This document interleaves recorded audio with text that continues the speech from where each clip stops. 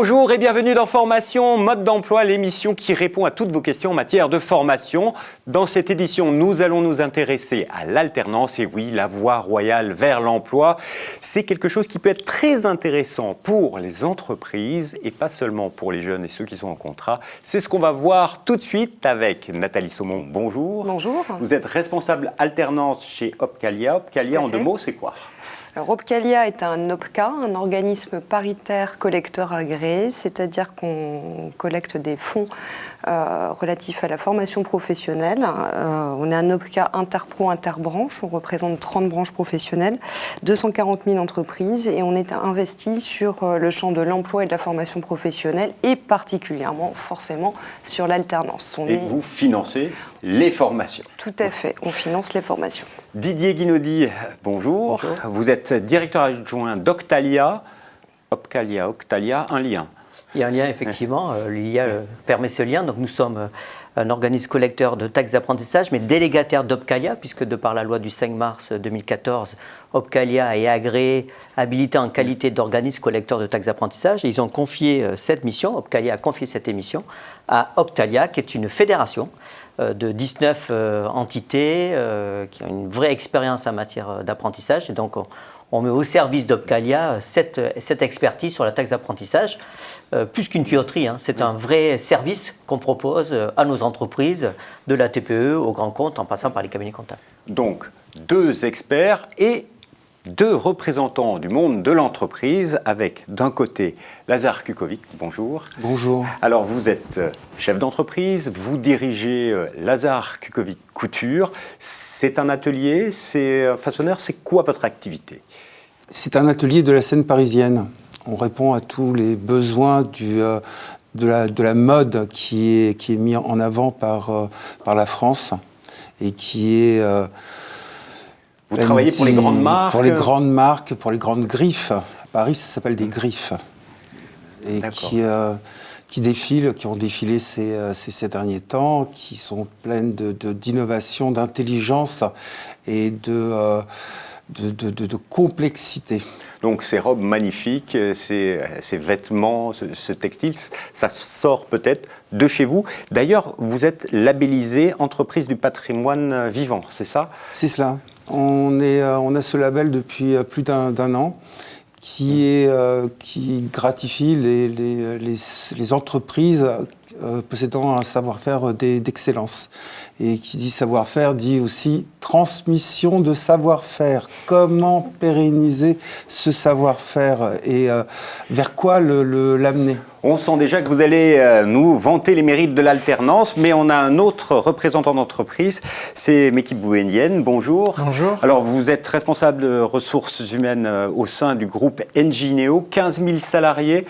En 2 mots, vos métiers, votre activité, c'est quoi ? Alors, Engineo fait partie du groupe Engie. Donc, Engie, pour resituer, c'est 150 000 collaborateurs à travers le monde. Et Engineo est l'une des filiales avec 15 000 collaborateurs en France et à l'international.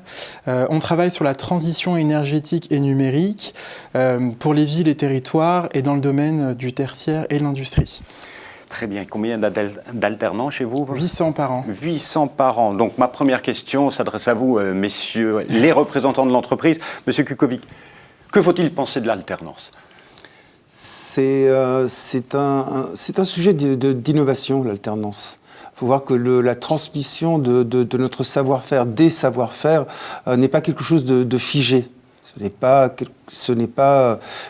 ne momifie pas chez LCC des silhouettes, mais on les fait vivre, et en faisant vivre ces silhouettes, on transmet nos connaissances, qu'on apprend tous les jours, et que ce soit nos apprentis ou même les plus proches collaborateurs, on apprend tous les jours à apprendre. Et donc vous transmettez via l'alternance. Et chez vous, pourquoi l'alternance dans une grande entreprise comme Engineo ? Alors pour une grande entreprise comme la nôtre, Engineo, c'est 2 leviers. Un levier de recrutement, parce que du coup on est sur des métiers quand même techniques, et c'est un moyen pour nous de former ces jeunes, nos jeunes, à nos métiers. Et le deuxième levier, c'est aussi un moyen pour l'insertion sociale de ces jeunes. Après, plus particulièrement sur le jeune, le meilleur exemple, c'est le mien. Je suis également issu de l'alternance. Et sans l'alternance, j'aurais pas pu faire des études et faire un bac+5 et arriver à un poste comme le mien aujourd'hui. Alors, comment ça se passe véritablement sur le terrain? Eh bien, M. Boumedienne nous a amené voir une des apprenties chez Engie Ineo. C'est sur un chantier, regardez. Sur ce chantier, parmi tant d'autres en France, différents métiers, de nombreuses entreprises et des hommes et femmes à la manœuvre. Ici, pour les réseaux électriques, ce sont les équipes d'Engie Ineo qui interviennent. Et parmi les salariés, une apprentie. Tu regardes le repère et il faut que tu me dises par rapport au repère, ça va dans quelle pièce et tu puisses me sonner les câbles pour voir si on a la bonne continuité, si ça va vraiment à sa place. Si l'alternance est une tradition dans le bâtiment, pour l'entreprise, c'est un véritable pilier de sa politique de ressources humaines. Bonjour. Bonjour. Bonjour. Ça va bien? Comment ça va? Jonas. Ça va? On s'est vu au téléphone? Ça va Oui, bien? oui, ça va très bien. Ça se passe bien? Très bien. On va visiter un peu le chantier? Oui. D'accord, il n'y a pas de souci. Super. Parmi nos 800 alternants, nous avons 30% sur chantier. Des hommes, des femmes qui préparent une formation en alternance de type BEP jusqu'au diplôme d'ingénieur. Les apports de l'alternance, c'est de former des jeunes sur nos métiers qui sont techniques. On a des forts besoins en recrutement, on recrute 1000 personnes par an en CDI et c'est assez compliqué de recruter des experts techniques. Du coup, l'alternance permet de former directement sur le terrain. Cet après-midi, on va reprendre ce qu'on était en train de faire, on va aller dans l'escalier, on va isoler tous nos câbles. Parmi ces alternants, Marion, au rythme d'une semaine en CFA et une semaine sur le terrain, elle a déjà passé son BEP et prépare son bac pro électrotechnique. Pour elle, c'est un mode de formation idéal. Donc ici, c'est vraiment Marion qui a tout réalisé. D'accord. Tu as installé les câbles, tu les as tirés. L'alternance, c'est bien parce que c'est l'apprentissage du métier. On est dans le travail, quoi. On voit le terrain, on voit le métier en lui-même parce que l'école, c'est bien, mais à part en quelque sorte en parler, c'est pas pareil. Là, on le vit, on est dedans. Aujourd'hui, Marion est totalement opérationnelle sur le chantier par ses qualités, mais également grâce à l'accompagnement de son tuteur. Quand moi j'étais en apprentissage, donc j'avais un tuteur, donc j'essaie de reproduire la même chose, la façon qu'il m'avait formé. Donc il fallait être très rigoureux, très sérieux dans le travail. Elle apprend très vite, donc ça se passe très bien. Donc on n'a pas de souci à se faire de ce côté-là. Avec l'autonomie qu'il me laisse, c'est vrai que j'ai pas mal de responsabilités et du coup j'oublie parfois le fait que je suis apprenti. Essaie de le passer à peu près, après tu n'en vois pas. C'est toi l'artiste. Engie Ineo met beaucoup l'accent quand même sur l'apprentissage et je trouve que c'est très bien de former des jeunes par la suite qui vont prendre le relais des anciens. Est-ce qu'aujourd'hui, les enseignements que tu apprends dans le cadre de ta formation sont en adéquation avec ce que tu vois aujourd'hui sur le terrain? Alors oui, parce que j'ai surtout vu le courant fort, donc une bonne partie. Après, il y en a toujours à voir, mais c'est vrai que j'aimerais bien me lancer sur le courant faible. Sur le terrain, l'alternance bénéficie de l'adhésion de tous. Une des raisons qui a poussé l'entreprise à développer l'alternance dans tous ses corps de métier, y compris dans les ressources humaines. Je suis moi-même issu de l'alternance et je pense que sans l'alternance, j'aurais pas fait un bac+5 et j'aurais pas eu un poste à responsabilité. Et ça permet du coup aux jeunes vraiment de travailler tout en continuant à avoir une formation diplômante. On ne peut pas imaginer une entreprise sans politique d'alternance. Pour moi aujourd'hui, l'alternance c'est l'avenir. On est sur des métiers qui sont constamment en renouvellement. Et du coup, la formation par alternance peut nous apporter aussi de nouvelles compétences et un nouveau regard sur nos métiers.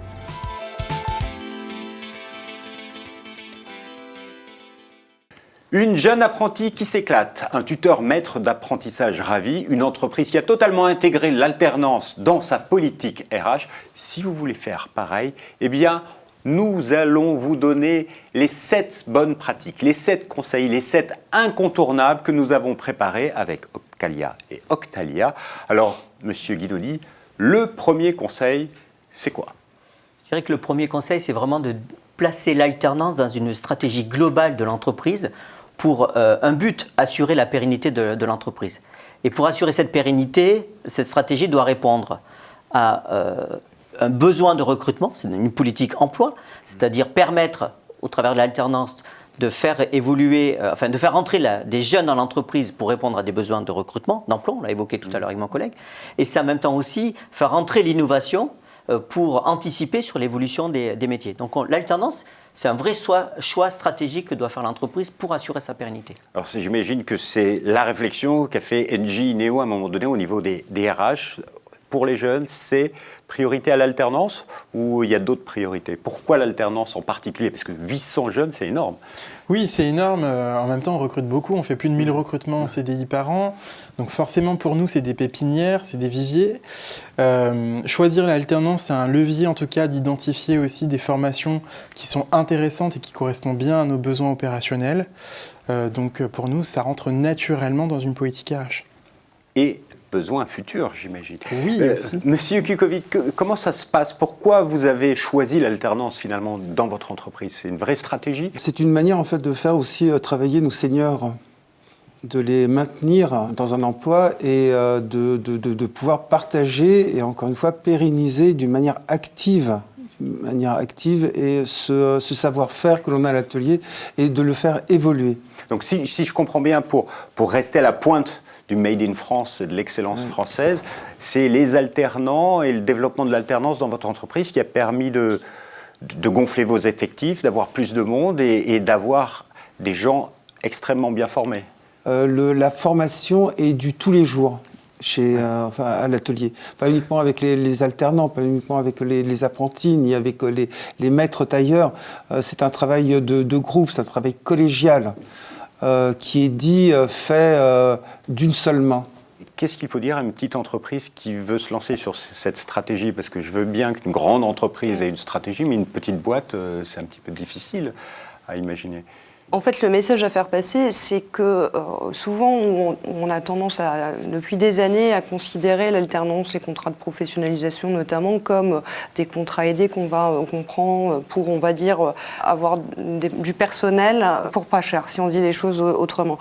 Or, l'alternance, on peut passer à côté du sujet si on ne prend pas en considération l'investissement que ça peut représenter pour une entreprise dans sa stratégie.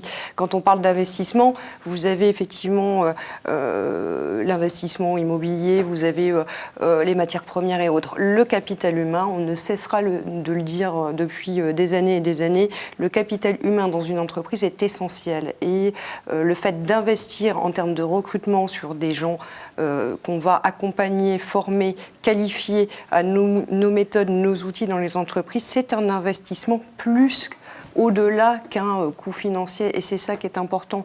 Donc penser sa stratégie d'entreprise en pensant son capital humain, on peut pas passer à côté qu'on soit grande entreprise ou qu'on soit petite entreprise, même de moins de 5 salariés. Il faut donc avoir fait cette réflexion-là pour commencer une politique d'alternance. Deuxième incontournable, deuxième conseil à donner, Monsieur Guinoli? Je dirais le deuxième incontournable, c'est de bien définir les besoins en termes de recrutement. Ma collègue a parlé d'investissement. Pour qu'il y ait un réel retour sur investissement, il faut une bonne adéquation de l'offre et de la demande. Et de cette réflexion découlera le choix du contrat, le type de centre de formation qui pourra effectivement répondre aux besoins de recrutement et de formation du jeune. Donc c'est une réflexion effectivement qui est indispensable dans cette réflexion autour de l'adéquation du besoin en termes de recrutement pour ne pas passer à côté de cet investissement. Dans un grand groupe, il y a une direction des ressources humaines et donc il y a des fiches métiers. Comment ça se passe concrètement sur ces besoins de jeunes, d'alternants? Comment vous les identifiez?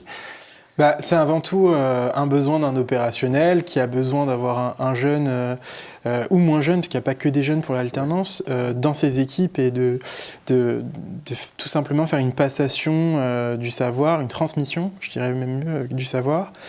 Et oui, effectivement, il y a des fiches métiers. C'est surtout historiquement, c'est dans l'ADN d'Engie Neo de faire de l'apprentissage. Donc culturellement parlant, nos managers, nos opérationnels ont l'habitude de prendre ces jeunes en apprentissage. Alors ça va dans un grand groupe. Dans une petite entreprise, comment on fait pour définir les besoins? C'est du tous les jours. C'est du tous les jours. On a ce souci de valoriser notre savoir-faire et de mettre par l'immatériel. Donc en fait, c'est plus la rencontre avec une personne. Vous pouvez vous dire, celle-là, je veux qu'elle puisse un jour intégrer l'entreprise. C'est ne pas passer à côté d'un talent. D'un talent manuel, d'un talent intellectuel aussi, d'un talent qui est caché ou révélé. Souvent, on révèle chez certains jeunes leur affinité, leur sensibilité. En fait, dans un atelier de couture parisien, comme le mien, on exaspère les différences en fait, entre nos collaborateurs. Pour bien définir ses compétences et besoins en recrutement, est-ce que les OPCA peuvent aider une entreprise qui se lance pour la première fois dans un contrat en alternance?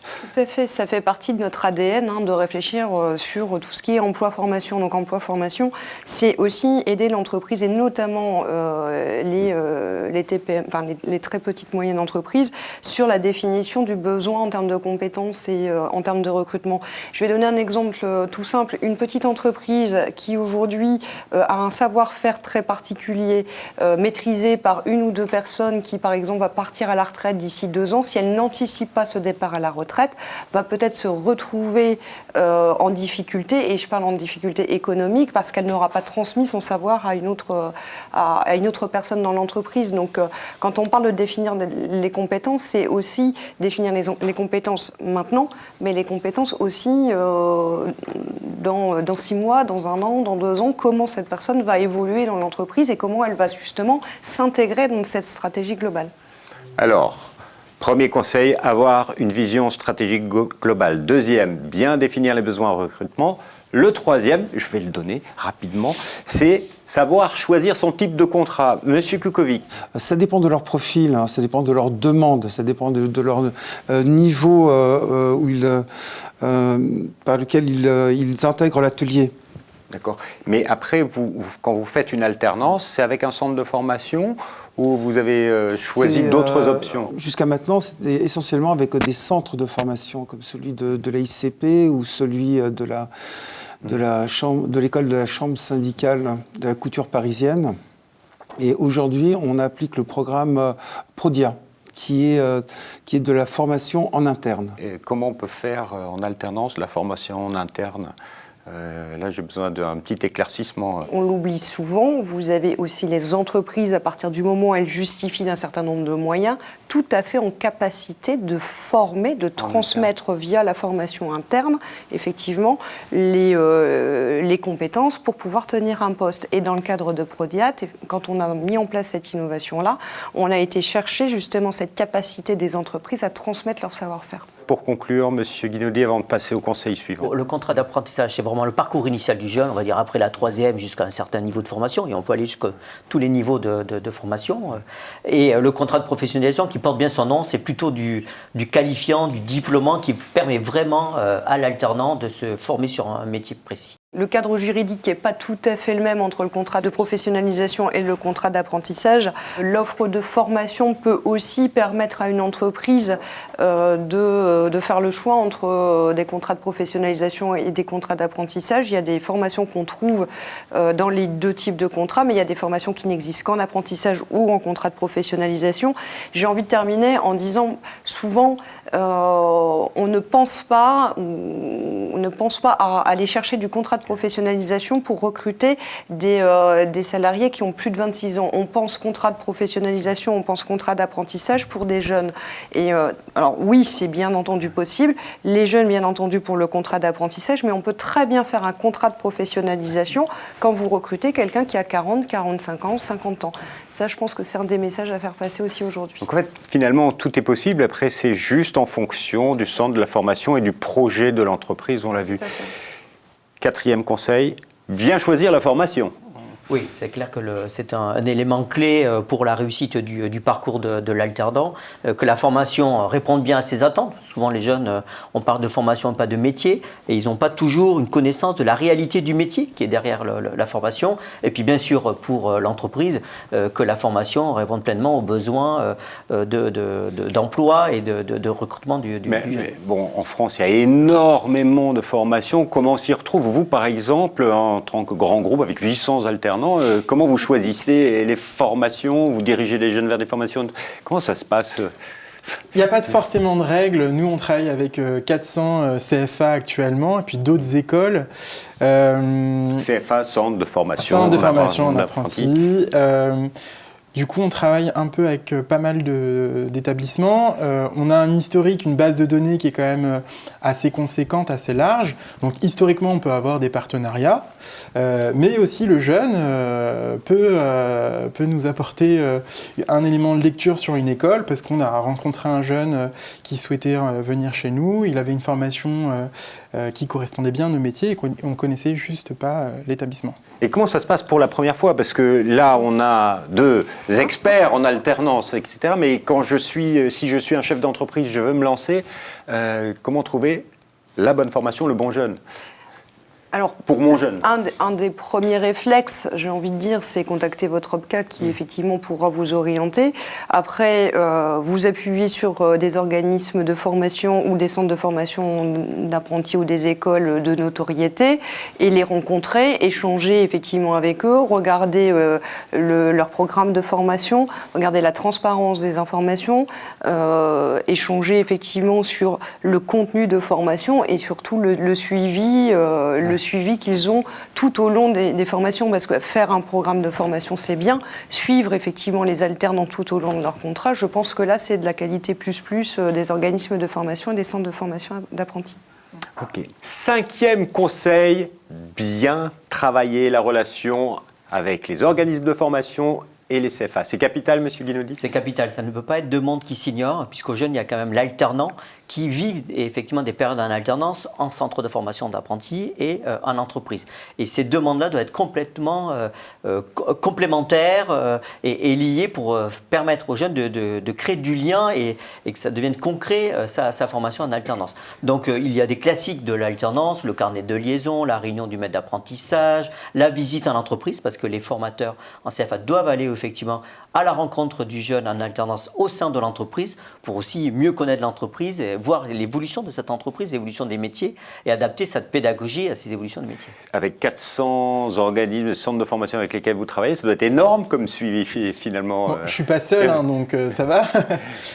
Mais c'est une relation tripartite, je rejoins mon collègue. Entre le CFA, l'employeur et du coup le jeune.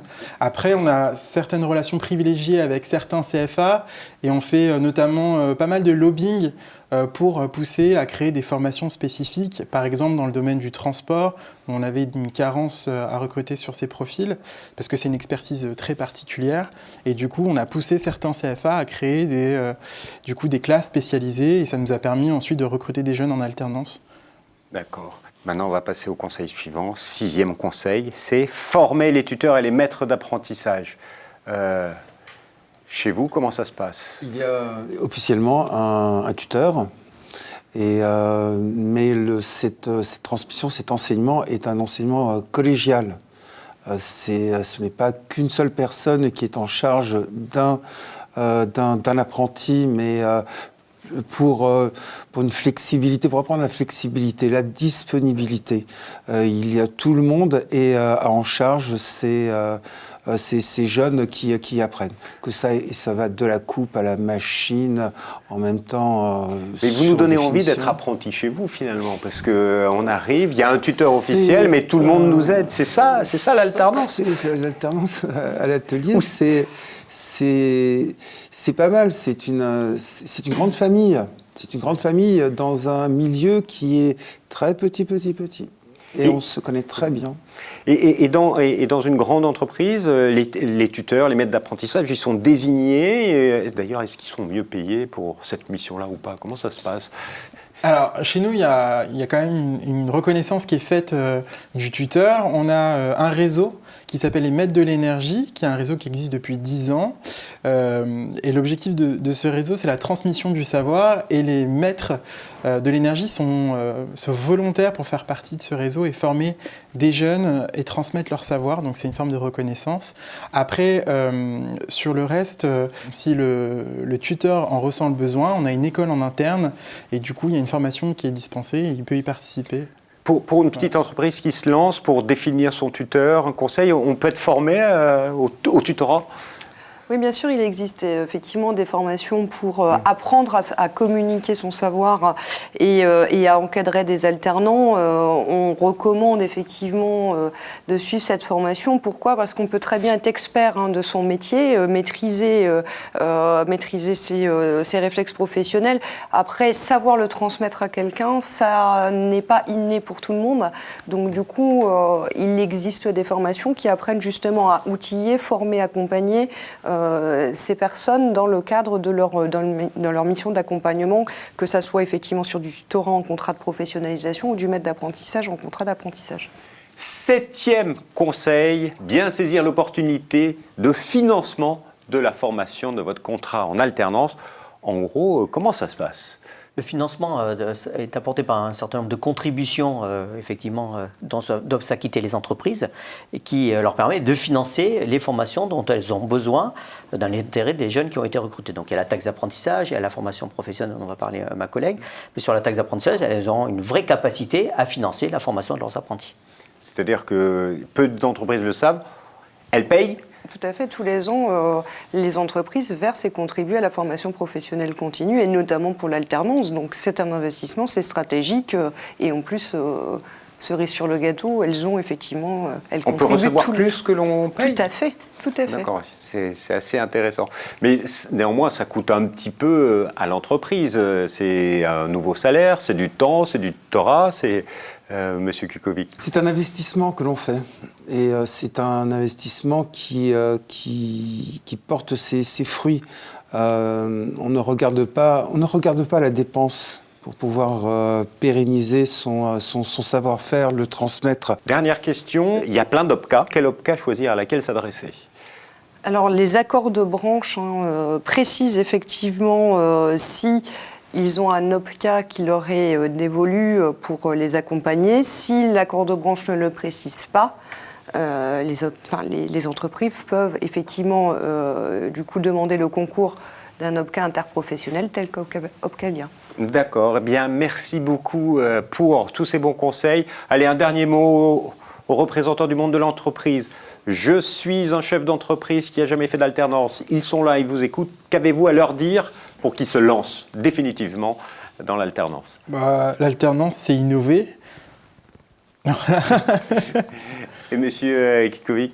Pérennisez votre activité, vous débrouillez, mais pérennisez. Grâce à l'alternance. Merci beaucoup. Innover, pérenniser. Si vous voulez en savoir plus, bien sûr, retrouvez tous ces conseils sur notre site internet, mais également sur www.opcalia.com et www.octalia.org. Formation mode d'emploi est terminée. On se retrouve bientôt pour un nouveau numéro. Au revoir.